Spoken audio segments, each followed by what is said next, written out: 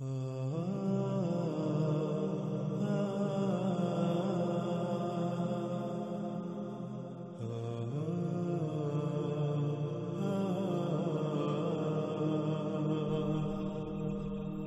کے علاوہ کوئی ایسی ذات نہیں جس کی غلامی کی جائے، بس صرف اور صرف اللہ ہی کی غلامی کرو۔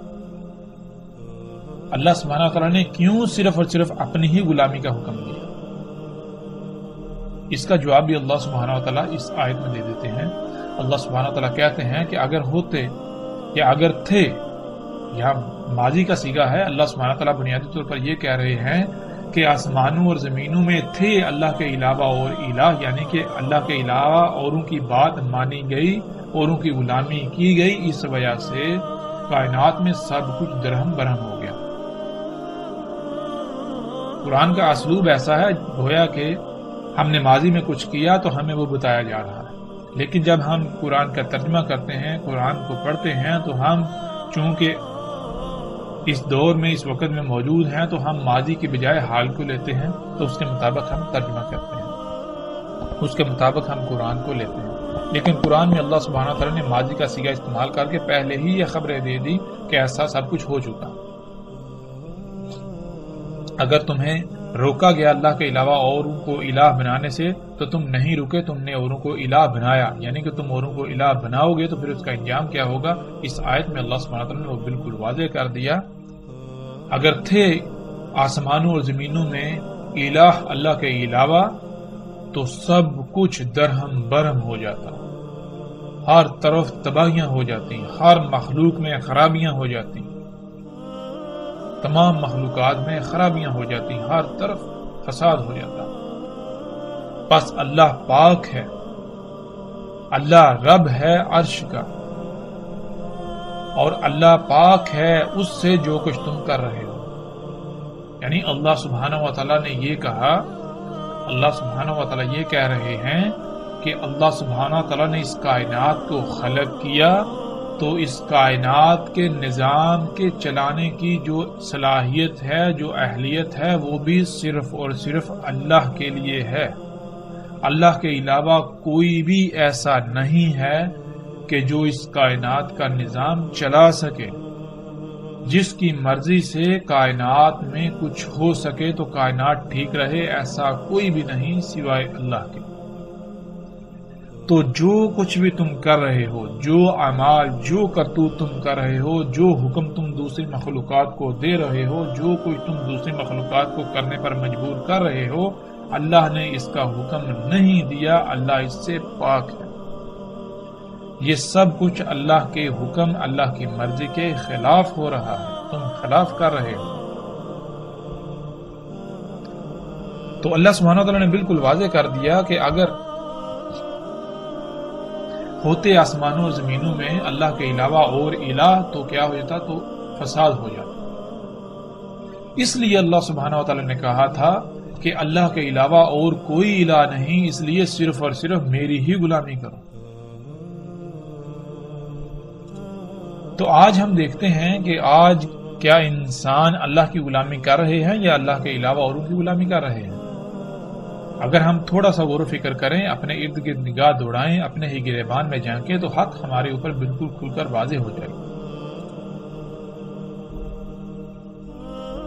اب سوال یہ پیدا ہوتا ہے کہ اللہ سبحانہ و تعالیٰ نے ایسا کیوں کہا کہ اللہ کے علاوہ اگر اور الہ ہوتے تو ہر شے درہم برہم ہو جاتی، کائنات میں تمام مخلوقات جو ہیں ان میں فساد ہو جاتا، ان میں خرابیاں ہو جاتی، بیماریاں، نقائص، عیوب پیدا ہو جاتے، سب سارے کا سارا نظام درہم برہم ہو جاتا۔ اللہ تعالیٰ نے جو کائنات میں ایک میزان، ایک توازن قائم کیا ہوا ہے وہ بگڑ جاتا۔ یہ کیوں اللہ تعالیٰ نے کہا؟ اور کیوں اللہ تعالیٰ نے یہ کہا کہ اس کائنات کا نظام چلانے کی اہلیت و صلاحیت صرف اور صرف اللہ ہی کی ذات میں ہے، اللہ کی ذات کے علاوہ کوئی بھی ایسا نہیں جو اس کائنات کا نظام چلا سکے۔ کیوں اللہ تعالیٰ نے ایسا کہا؟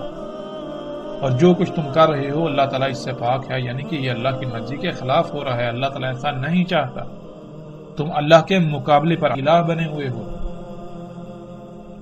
ایسا کیوں اللہ سبحانہ تعالیٰ نے کہا؟ کیوں اللہ تعالیٰ نے صرف اور صرف اپنی غلامی کا حکم دیا؟ تو اس کی وضاحت بھی اللہ سبحانہ تعالیٰ قرآن میں کھول کر دیتے ہیں، جیسا کہ ہم ان آیات میں دیکھ سکتے ہیں۔ اللہ سبحانہ و تعالیٰ کہتے ہیں اور وہی ہے ذات جس نے خلق کیا آسمانوں اور زمین کو حق کے ساتھ۔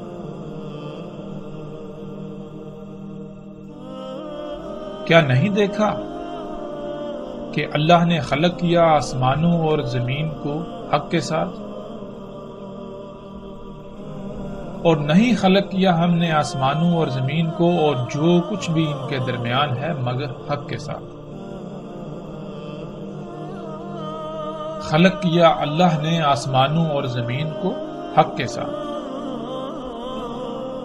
نہیں خلق کیا اللہ نے آسمانوں اور زمینوں کو اور جو کچھ بھی ان کے درمیان ہے مگر حق کے ساتھ۔ نہیں خلق کیا ہم نے آسمانوں اور زمین کو اور جو کچھ بھی ان کے درمیان ہے مگر حق کے ساتھ۔ اب یہاں یہ سوال پیدا ہوتا ہے کہ یہ حق کے ساتھ خلق کرنا کیا ہے؟ جیسا کہ ہم نے پیچھے بھی بیان کیا تھا، پیچھے آیت میں لفظ حق کا ذکر آیا تھا۔ اللہ سبحانہ وتعالیٰ کہتے ہیں ہم نے بھیجا ہے تمہیں حق کے ساتھ۔ تو حق کے معنی کیا ہے، حق کسے کہتے ہیں، اس کی بھی وضاحت ہو جائے گی اس وقت جب ہم یہ جانیں گے کہ اللہ سبحانہ وتعالیٰ جو کہہ رہے ہیں اللہ سبحانہ وتعالیٰ نے آسمانوں اور زمینوں کو جو کچھ ان کے درمیان ہے حق کے ساتھ خلق کیا، تو یہ حق کے ساتھ خلق کرنا کیا ہے، ہمیں اب اس سوال کا جواب قرآن سے حاصل کرنا ہے۔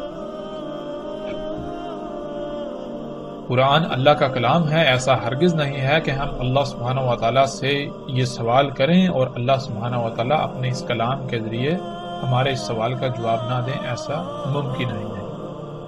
قرآن اگر اللہ کا کلام ہے، اگر ہمارا اس پر ایمان ہے، تو ہم جو بھی سوال کریں اللہ سبحانہ وتعالیٰ اپنے اس کلام کے ذریعے ضرور جواب دیتے ہیں۔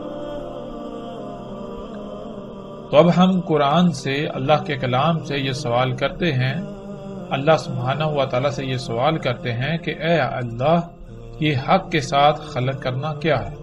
جب ہم یہ سوال قرآن پر پیش کریں، اللہ سبحانہ وتعالیٰ کے سامنے یہ سوال رکھیں، ہم اللہ سبحانہ وتعالیٰ سے یہ سوال کریں، تو اللہ سبحانہ وتعالیٰ اپنے کلام کے ذریعے اس سوال کا جواب یوں دیتے ہیں، کیوں نہیں تم تفکر کرتے، غور و فکر کرتے اپنی ہی ذاتوں میں؟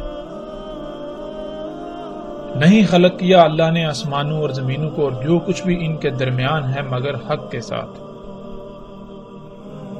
اور خلق کی اللہ نے اجل مسمى، ان سب کی اجل مسمى، اور اس میں کچھ شک نہیں انسانوں میں سے اکثریت ایسی ہے کہ جو اپنے رب کے سامنے کھڑا ہو کر اس کا جواب دینے کا کفر کرتی ہے۔ یعنی انسانوں کی اکثریت ایسی ہے جنہوں نے اس بات کا انکار کر دیا کہ جس ذات نے انہیں خلق کیا اس نے انہیں کسی نہ کسی مقصد کے لیے خلق کیا، اور پھر جس مقصد کے لیے خلق کیا اس مقصد کو پورا کرنے کے لیے جس مقام پر پہنچنے کی ضرورت تھی، جس مقام پر پہنچنا ضروری تھا، اس ذات نے ان کو پروان چڑھا کر اس مقام تک لے کے آئی، اور اگر یہ اس مقصد کو پورا نہیں کریں گے تو وہ ذات ان سے اس کی پوچھ گچھ کرے گی، اس کے بارے میں سوال کرے گی۔ انسانوں کی اکثریت نے اس کا انکار کر دیا کہ ایسا کچھ بھی نہیں ہوگا۔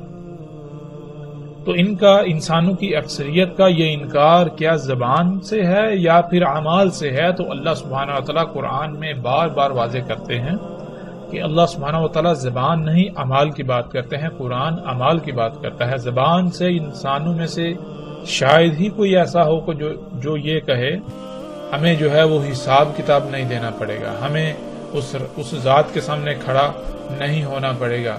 انسانوں میں سے شاید ہی کوئی ایسا ہو، لیکن انسانوں میں سے اکثریت نے جب کفر کیا تو پھر وہ اکثریت نے کفر کیسے کیا؟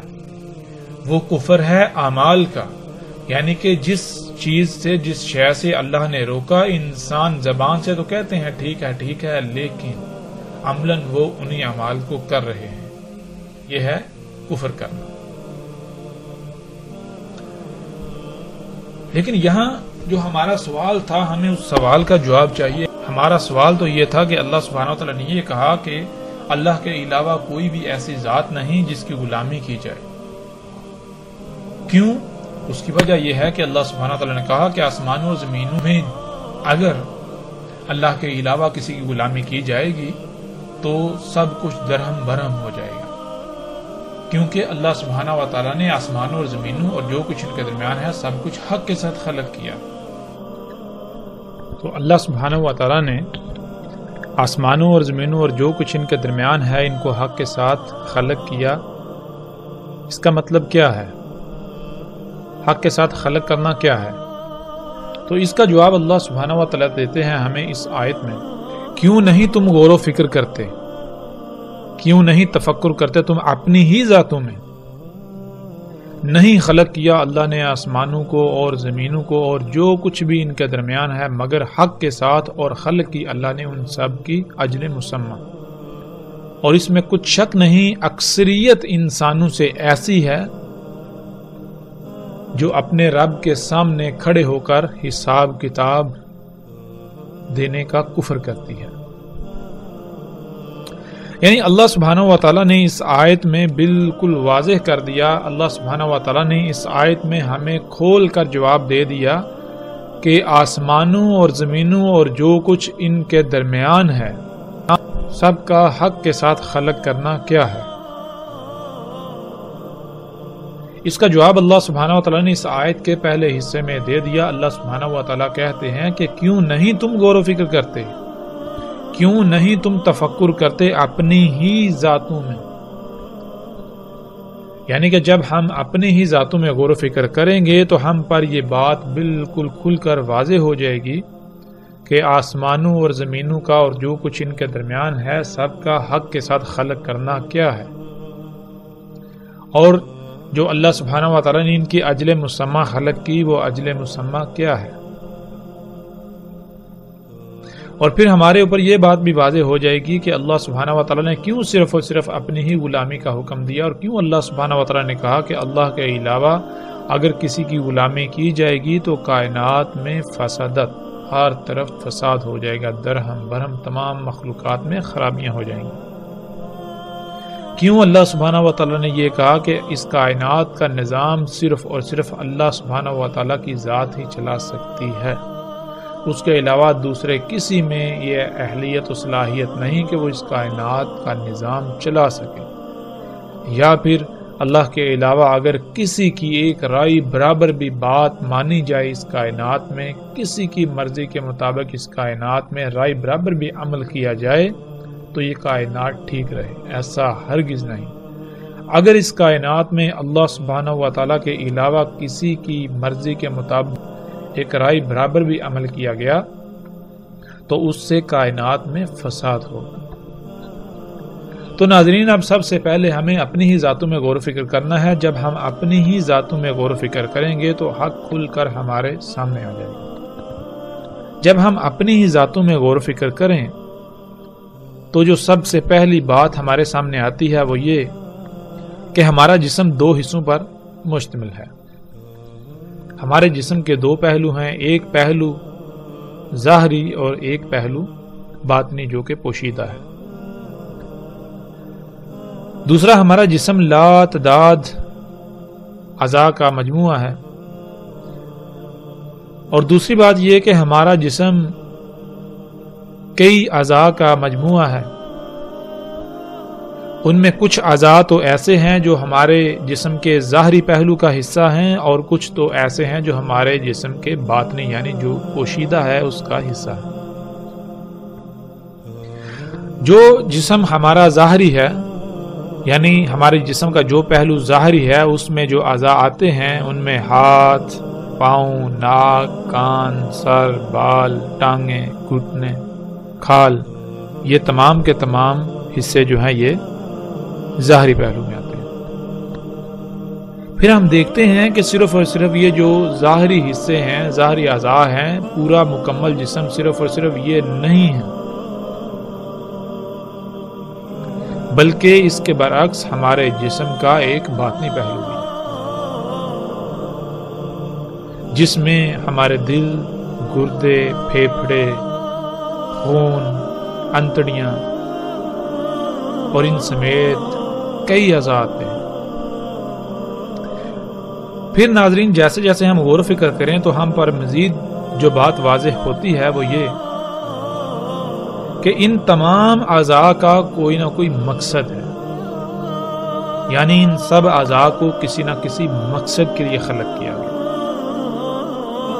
اور اسے ہم یوں جان سکتے ہیں کہ اگر ہمارے پاؤں نہ ہوں تو اس سے کیا ہو؟ اگر ہمارے پاؤں نہ ہوں تو ہمیں کئی طرح کی تکالیف کا سامنا کرنا پڑے گا، ہم چلنے سے عاجز آ جائیں گے۔ اسی طرح اگر ہمارے ہاتھ نہ ہوں، ہماری آنکھیں نہ ہوں، ہمارے کان نہ ہوں، ہمارا ناک نہ ہو، ہماری زبان نہ ہو یا ہمارا دماغ نہ ہو تو ہمیں کن پریشانیوں کا، مصیبتوں کا، تکالیف کا سامنا کرنا پڑے گا، یہ بھی بالکل واضح ہے۔ تو اس سے ناظرین جو بات سامنے آتی ہے وہ یہ کہ اللہ سبحانہ و تعالیٰ نے ہمارے جسم کے تمام اعضاء کو کسی نہ کسی مقصد کے لیے خلق کیا۔ پھر مزید آگے بڑھتے ہیں، جب مزید ہم غور و فکر کریں تو ہم یہ دیکھتے ہیں کہ تمام انسانوں میں ہاتھ ایک مخصوص مقام پر ہیں، پاؤں ایک مخصوص مقام پر ہیں، آنکھیں، کان، ناک، سر، دماغ، یعنی جتنے کے جتنے اعضاء ہیں تمام انسانوں میں کسی ایک مخصوص مقام پر ہی کیوں ہیں؟ ہر انسان کی آنکھیں ایک ہی مقام پر ہیں، ہاتھ ایک ہی مقام پر ہیں، پاؤں ایک ہی مقام پر ہیں۔ ایسا کیوں نہیں کہ پاؤں کی جگہ ہاتھ ہوں، ہاتھوں کی جگہ پر ناک ہو، ناک کی جگہ پر کان ہو؟ ایسا کیوں نہیں؟ جب ہم غور و فکر کریں تو ہم پر یہ بات کھل کر واضح ہو جاتی ہے کہ اگر پاؤں کی جگہ پر سر ہو تو پھر ہم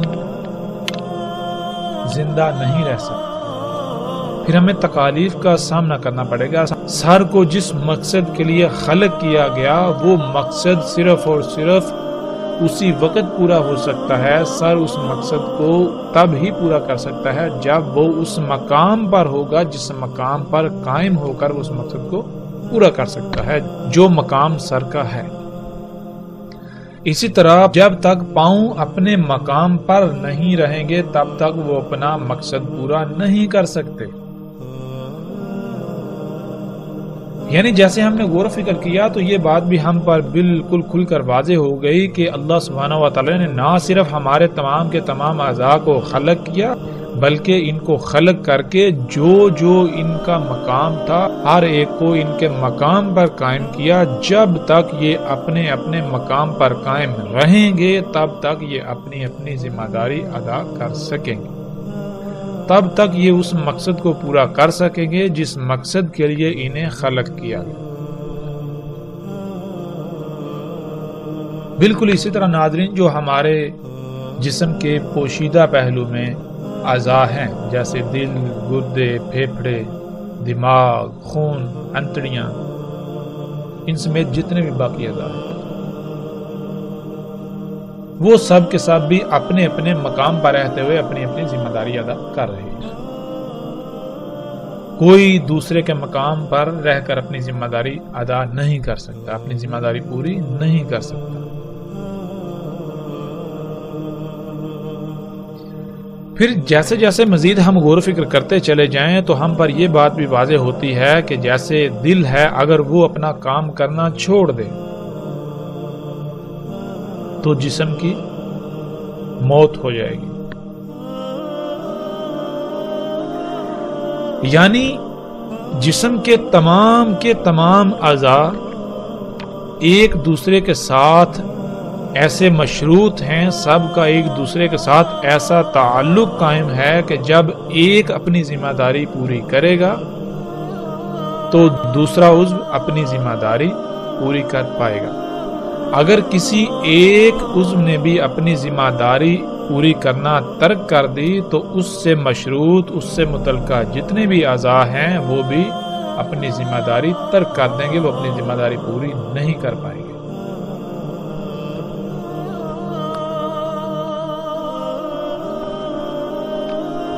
تو اس سے جو بات سامنے آئی وہ بات یہ سامنے آئی کہ اللہ سبحانہ و تعالی نے ہمارے جسم کو ایک مشین کی مانند خلق کیا۔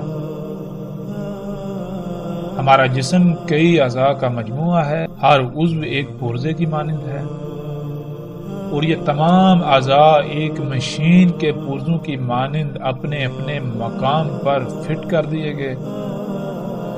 جب تک یہ تمام کے تمام اعضاء اپنے اپنے مقام پر رہتے ہوئے اپنی اپنی ذمہ داری ادا کریں گے تو پورا جسم گویا کہ پوری مشین بالکل ٹھیک رہے گی۔ اگر کسی ایک نے بھی اپنی ذمہ داری ترک کی تو اس پوری مشین کے اندر خرابیاں پیدا ہو جائیں گی، اور اگر ان خرابیوں کو دور نہ کیا گیا تو پھر یہ پوری کی پوری مشین ایک وقت ایسا آئے گا جب تباہ ہو جائے گی۔ پھر اسی طرح مزید جب ہم غور و فکر کریں،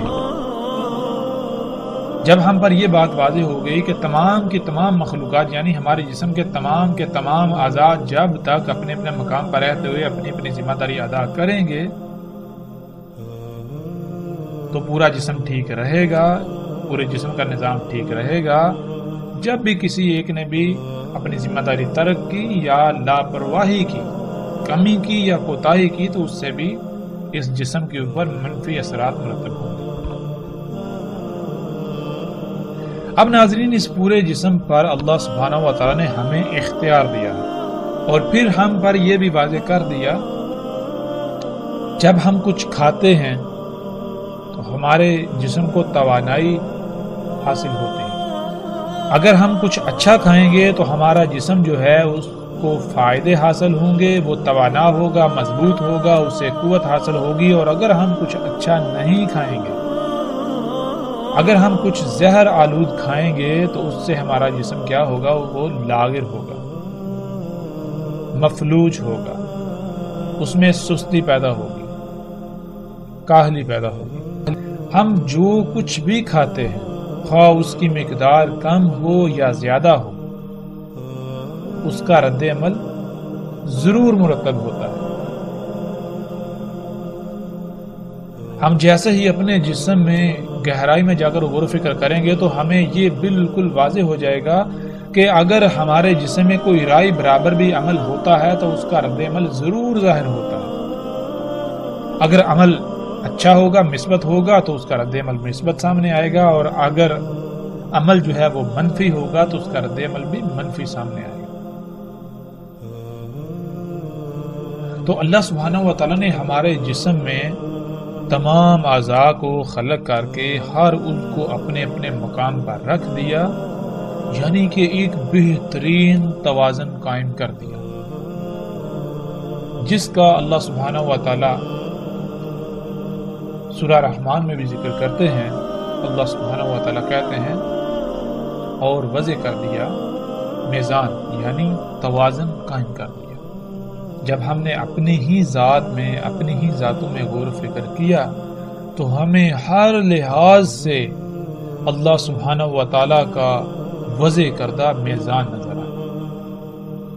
ہمارا جسم، اس میں ایک انتہائی غیر معمولی توازن قائم ہے، اور یہ توازن کب تک قائم رہے گا؟ اس کا جواب بھی اللہ سبحانہ و تعالیٰ نے قرآن میں بالکل واضح کر دیا۔ سورہ الرحمن میں ہی اللہ سبحانہ و تعالیٰ کہتے ہیں، جان لو جو تمہیں ہدایات دے دیں ان کے خلاف اس میزان میں ہرگز مت کرو۔ یعنی اللہ سبحانہ و تعالیٰ کہہ رہے ہیں کہ جان لو جو تمہیں ہدایات دے رہی ان ہدایات کے برخلاف، ان ہدایات کے برعکس کوئی بھی عمل نہ کرو اس میزان میں۔ پھر آگے اللہ سبحانہ و تعالیٰ کہتے ہیں، اور قائم کرو وزن قسط کے ساتھ اور نہ خسارہ کرو میزان میں۔ جو ہم نے توازن قائم کر دیا اس میں خسارہ نہ ہو۔ تو خسارہ کیسے ہوتا ہے؟ قسط کے ساتھ وزن اس میزان میں قائم کرنا کیا ہے؟ اس کو بھی ناظرین ہم یہاں پر جان لیتے ہیں تاکہ ہم پر ہر لحاظ سے ہر بات بالکل کھل کر واضح ہو جائے۔ مثال کے طور پر صبح ہم اٹھتے ہیں، کھانا کھاتے ہیں، اس کے بعد کام کرتے ہیں، تو کیا ہوتا ہے؟ جسم کو کھانا کھانے سے جو قوت حاصل ہوئی تھی وہ آہستہ آہستہ ختم ہو جاتی ہے. وہ قوت ہم نے صرف کر دی، استعمال کر دی، کم ہو. تو اللہ سبحانہ و تعالیٰ یہ کہہ رہے ہیں کہ ایسا ہرگز نہیں کرنا کہ جو قوت جسم میں ہے وہ تو استعمال کر لو لیکن واپس جسم کو وہ قوت فراہم نہ کرو. ایسا نہیں کرنا. قسط کہتے ہیں مثال کے طور پر ایک ترازو ہے، اس کے 2 پلڑے ہیں، دونوں پلڑوں میں برابر برابر وزن کی اشیاء رکھی ہوئی ہیں. تو اگر آپ اس کے ایک پلڑے سے کچھ اٹھاتے ہیں تو وہاں اتنا ہی وزن دوبارہ رکھ دینا تاکہ وہ جو میزان ہے، جو توازن ہے وہ برقرار رہے، توازن بگڑے نہ. تو اللہ سبحانہ و تعالیٰ نے جو ہمارے جسم میں میزان قائم کر دیا، ہم نے قسط کے ساتھ اس میزان کو قائم کرنا، یعنی اپنے جسم میں جو کچھ استعمال کرنا ہے واپس اس جسم کو اللہ کی ہدایات کے مطابق وہ فراہم بھی کرنا ہے. جب تک خالق کی ہدایات کے خلاف کوئی عمل نہیں ہوگا تب تک خالق کی ہدایات کے مطابق اس میزان میں عمل کیا جائے گا تو اس میں کوئی خسارہ نہیں ہوگا، کوئی کمی نہیں ہوگی. اور جب ہی ہم نے خالق کی ہدایات کو نظر انداز کیا تو اس میزان میں خسارہ ہو جائے گا.